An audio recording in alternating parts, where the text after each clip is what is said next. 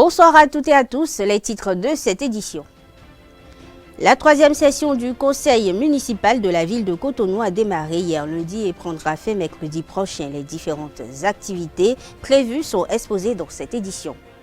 Le président de la HAC a désigné sa directrice de cabinet ce 29 juillet 2024. Il s'agit de Ketia Kerekou. Les détails dans ce journal. La justice nigérienne ordonne la libération provisoire de 4 ex-ministres du président déchu Mohamed Bazoum. Plus de précisions dans un instant.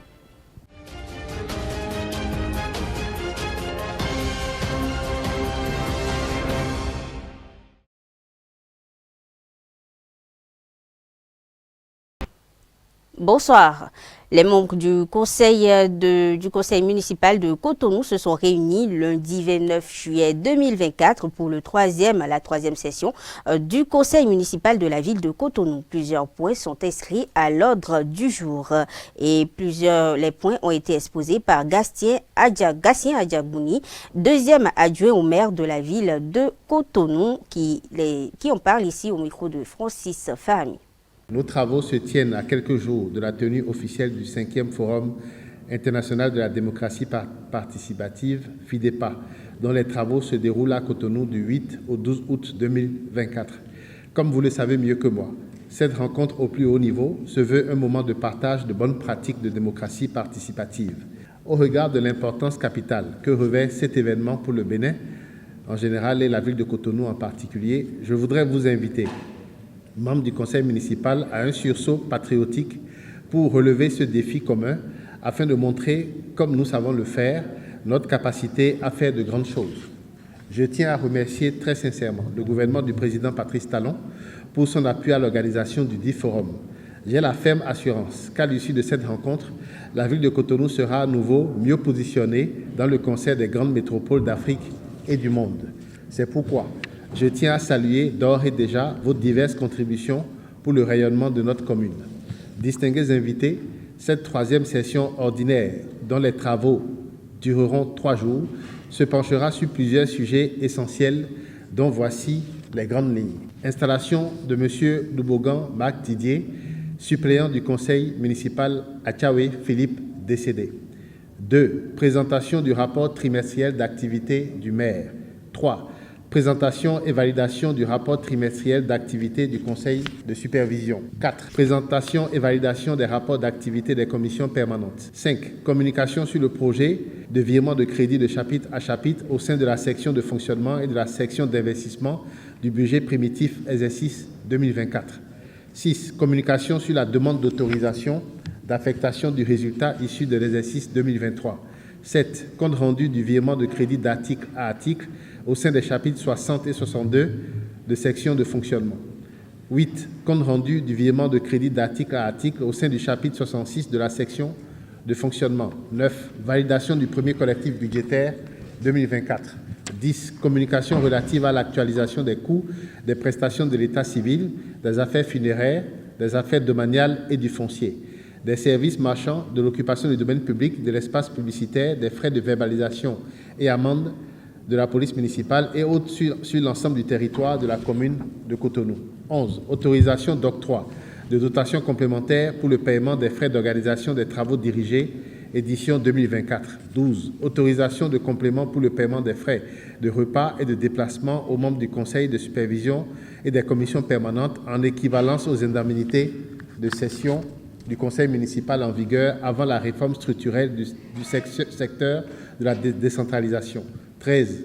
Communication relative au projet de partenariat entre Cotonou et Sao Paulo. 14. Autorisation de signature d'une convention de partenariat entre la commune de Cotonou et la voie moderne parisienne. 15. Autorisation au maire pour la prise d'arrêté en vue de la déclaration d'utilité publique des sites retenus pour la construction des sièges d'arrondissement de la gare routière située dans le 11e arrondissement de la commune de Cotonou. 16. Autorisation au maire pour la prise des arrêtés de déclaration d'utilité publique. Du lot 602 du lotissement de Kpankpan, Midobo, à Dogleta, dans le 3e arrondissement de la commune de Cotonou, de la parcelle située sur la rue 928. Du lot 1841, lotissement Fifadi Yenawa Zongo, Zobohwe, dans le 9e arrondissement de la commune de Cotonou, situé suite à l'exécution d'une décision de justice. 17. Validation des projets de budget de TDR de l'organisation du Forum international de la démocratie participative, FIDEPA. 18. Divers. Sous réserve de la promulgation de la nouvelle loi organique sur le Conseil économique et social CES, les syndicalistes ne seront plus représentés.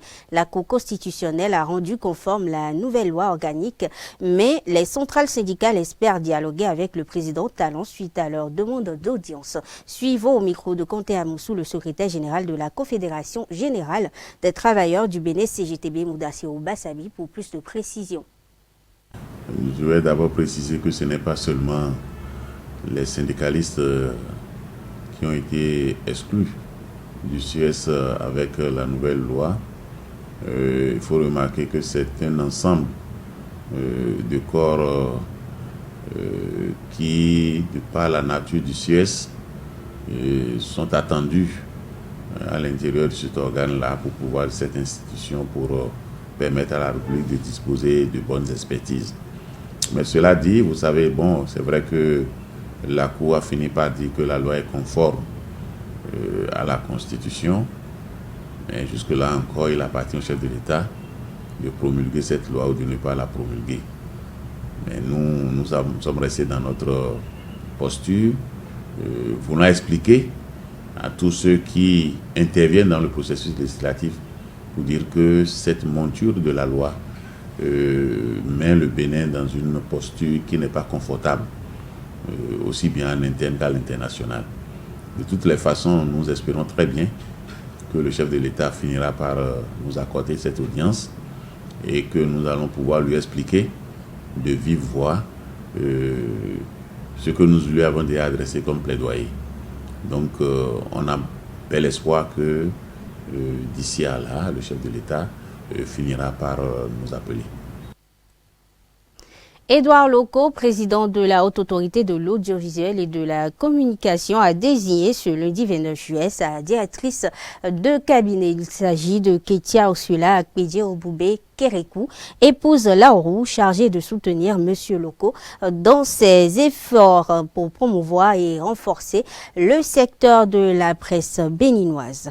La Cour de répression des infractions économiques et du terrorisme a condamné hier lundi 4 Chinois et 2 Béninois dans une affaire d'exploitation illégale de carrières de sable, de fraude fiscale et de blanchiment de capitaux. Selon un média de la place, le promoteur de carrières de sable de nationalité béninoise n'a pas obtenu de renouvellement du permis d'exploitation arrivé à expiration depuis mars 2017. L'entreprise au sein de laquelle travaillent les Chinois en question, partenaire du promoteur, a continué l'exploitation de carrières de sable sans le permis du ministère des Mines. Mais les prévenus ont tous plaidé coupables, ils sont tous plaidés non coupables, au cours des audiences. Dans son verdict, la Cour a quand même condamné les deux Chinois à 4 ans de prison ferme et 1,5 million d'amende de francs CFA chacun. Les 2 autres écopent de 7 ans de prison ferme avec des amendes de 500 000 et de 100 millions de francs CFA. Parmi eux, 2 seront, après exécution de leur peine, expulsés du territoire national béninois. Quant au promoteur de la carrière de sable, il a été condamné à 7 ans et 100 millions de francs CFA d'amende. La criette ordonne la confiscation des 3 parcelles. Le second béninois, il faut préciser, président du comité des exploitants de la carrière de sable, a été, lui, condamné à payer une amende de 200 millions de francs CFA et il doit verser 67 millions de francs CFA comme dommages et intérêts. Société dans cette édition, les balafres culturels en Afrique consistent à marquer la peau pour signifier une appartenance tribale et symboliser la beauté de certaines personnes. Quelques citoyens de la ville de Cotonou interrogés sur cette pratique au micro de Francis Fahmy et Quentin Amoussou apprécie le bien fondé de cette tradition. Je pense que cela, c'est d'abord nos cultures. Et il faut identifier chacun par rapport à la cicatrice. Je pense que c'est notre culture Et nous devons, on peut que l'encourager cela. Les balafres, c'est une bonne chose. Les balafres, ça donne l'identité de chacun de nous. Il est malien, il est nigérien, il y a des balafres qui les caractérisent. Aujourd'hui, moi je vois que c'est une pratique à encourager. Parce que, qu'on veut ou pas, l'Afrique c'est l'Afrique. Spécialement le Bénin, on dit le Bénin, c'est un pays de vaudou. Nous parlons ici, nous parlons toujours sur nos membres et de nos ancêtres. Donc ces gens de pratiques, je crois qu'avant, c'est pour identifier leurs enfants que d'autres font ça, et leur race et leur origine. Donc nous ne pouvons pas dire que là, aujourd'hui les Blancs même sont en train d'imiter, pas une autre manière. Ils font leur tatouage de la manière qu'ils veulent. L'Afrique, les familles ou bien les pères avaient des idées données pour imposer des règles, des choses à leurs descendants. Peut-être pour marquer la différence, peut-être pour empêcher leurs enfants d'être sacrifiés, peut-être pour tout ça là. Mais aujourd'hui, nous parlons aujourd'hui de l'unité. Nous voudrons aujourd'hui que les gens puissent vivre sans... il n'y a pas de différence. Promouvoir cela aujourd'hui, bon, je ne suis pas pour. Moi, je ne vois pas pourquoi on va s'en prendre aux balafres qui, quelque part, permettent de connaître de l'origine de quelqu'un. Il est originaire de tel balafre, ça parle comme on le dit. On ne peut pas laisser notre culture et aller faire autre chose. Vous allez constater que moi, j'en ai fait, mes enfants aussi l'ont fait. Et ma famille toute ma famille va faire ça. C'est une très bonne chose. Nous devons laisser les gens décider de leur sort, de leur vie. Maintenant, si le père qui a mis son enfant au monde voit que c'est ça qu'il doit lui faire, c'est son enfant. C'est son enfant. Il ne peut pas faire raison. Il a ses raisons de décider. Mais il doit être conscient de ce qu'il veut faire. Aujourd'hui, moi je pense que la conscience humaine là, doit évoluer. C'est ce que nous sommes. Sur le plan sociologique, quand quelqu'un a les balafres dans les yeux, on sait d'où il vient, on sait à quelle ethnie il appartient. Toujours société dans cette édition, de nos jours, le téléphone portable s'impose dans le quotidien de bon nombre de personnes. Pourtant, certains militent pour une vie sans portable qui favorise les rapports humains et une grande majorité de la population est complètement accro. C'est le constat qui se fait. Vieux ou jeune, tout le monde consulte plusieurs fois par jour son téléphone portable. Peut-on alors vivre sans téléphone portable de nos jours? À la question ont répondu des citoyens au micro de Ulrich Amegongboé, Nassirine Fatoumbi. Ça va être un peu difficile parce que c'est la nouvelle technologie comme vous venez de dire. Comme dit quelqu'un sur ce même téléphone qui a l'information, a le pouvoir. Je dirais que ce n'est pas possible parce que aujourd'hui la majorité de ce que nous faisons sont en ligne. Bon, c'est là où nous digitalisons les choses, où chacun veut se faire voir sur les réseaux sociaux. On ne peut jamais vivre sans le téléphone portable. Si tu es un être humain vivant, et ton portable doit être avec toi, puisque les gens auront besoin de toi à tout moment. Vous voyez qu'il y a des ventes en ligne, non? Tout ça là, ces ventes en ligne là, s'il n'y avait pas le portable, celui-là, il sera noyé dans ce qu'on connaît hier. Ça ne peut qu'être prospectus de papier et ça va atteindre combien de personnes? Alors, s'il a un WhatsApp et qu'il met son truc en ligne pour se faire connaître, vous voyez combien de personnes va l'entendre? De nos jours, on ne peut pas vivre sans le téléphone portable. Mais il y a beaucoup qui disent qu'ils ne peuvent pas utiliser le téléphone portable parce que quand la famille a un petit problème, on va t'appeler. À cause de ça, là, je connais beaucoup de frères et qui n'aiment pas utiliser le téléphone portable. Il y a des gens qui disent effectivement qu'ils ne peuvent pas vivre, qu'ils peuvent vivre sans le téléphone portable. Bon, je dirais ça là, ça ne les engage. Dans ce sens qu'aujourd'hui, nous avons des familles ailleurs de nous. Et c'est le téléphone qui nous permet de les joindre. Maintenant, si celui-là dit qu'il n'a pas besoin de portable, alors s'il a la capacité sans le portable de joindre ces familles qui sont loin, ou bien si chaque fois il va se déplacer d'ici vers sa famille, alors là, bon, ça ne regarde que lui. Mais je pense qu'à l'heure actuelle, bon, on peut dire que de ne pas penser trop de temps sur le portable. Mais dire qu'on peut vivre sans le portable, là je vois que c'est un peu compliqué, c'est un peu compliqué de nos jours. Vivre sans le portable, c'est vraiment difficile. Sans le portable, je pense pas que l'homme n'est pas... C'est tout d'abord, celui qui n'est pas avec son portable, il n'est pas un homme sérieux.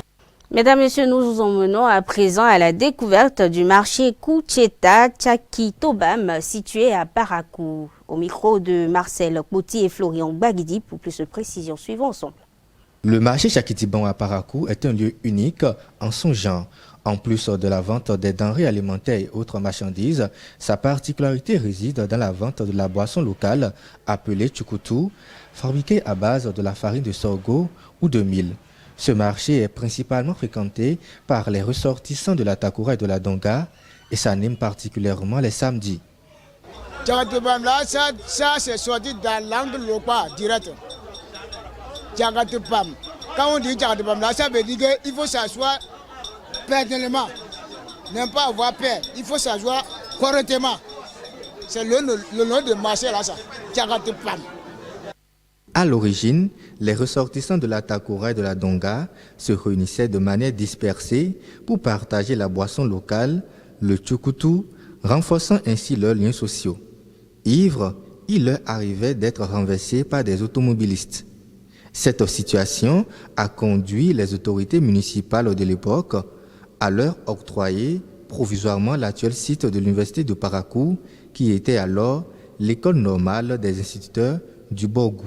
Ils ont ensuite été déplacés en face de l'actuel campus et ont finalement obtenu un marché formel sur le site actuel, une ancienne carrière de latérite.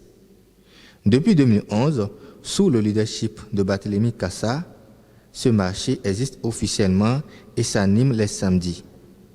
Un autre marché de Tchukutu nommé Kucheta, en langue d'Itamari qui signifie changement, a ensuite rejoint Tchakitibam, déplacé de son ancien site, actuellement centre de santé de Rose-Croix. Et désormais, on parle de Kucheta Tchakitibam. À l'intérieur du marché, on trouve une vingtaine de cabarets dédiés exclusivement à la vente de Tchukutu, une boisson très prisée par la population paraquoise. Parmi les habitués des lieux, Anne-Marie est bien connue. Je viens, ça fait déjà au moins 1 an déjà. Et j'ai toujours l'habitude de boire chez la même personne. Parce que c'est une sœur à moi. Chantal, quant à elle, a commencé à vendre cette boisson en 2007 et sa version du tchukutu est réputée comme l'une des meilleures. Chez moi, c'est le naturel, c'est seulement le sorgho. J'aime ça propre et je mets ça sur le soleil, je fais ça la boisson à la propre. Ici, le vrai tchukutu se vend, mais il y a aussi le tchukutu qui contient des additifs, nous confie cette habituée des lieux. Il y a d'autres qui mettent de la drogue dedans, il y a d'autres qui mettent de para, on appelle paracé ou bien ramol. En termes de sécurité, cet usager reste confiant. Il n'y aura pas un marché qui n'aura pas ce délégat là. Mais on remercie quand même, il y a toujours la sécurité. Parce que c'est les policiers qui nous viennent. La police républicaine doit tout de même être plus regardante sur la question de la sécurité pour le bien-être des usagers et des populations environnantes. Actualité hors de nos frontières. À présent, au Niger, la Cour d'appel de Niamey a ordonné ce lundi la libération provisoire de 4 anciens ministres du régime déchu de l'ancien président Mohamed Bazoum, poursuivis pour atteinte à la sécurité nationale et crime pour trahison.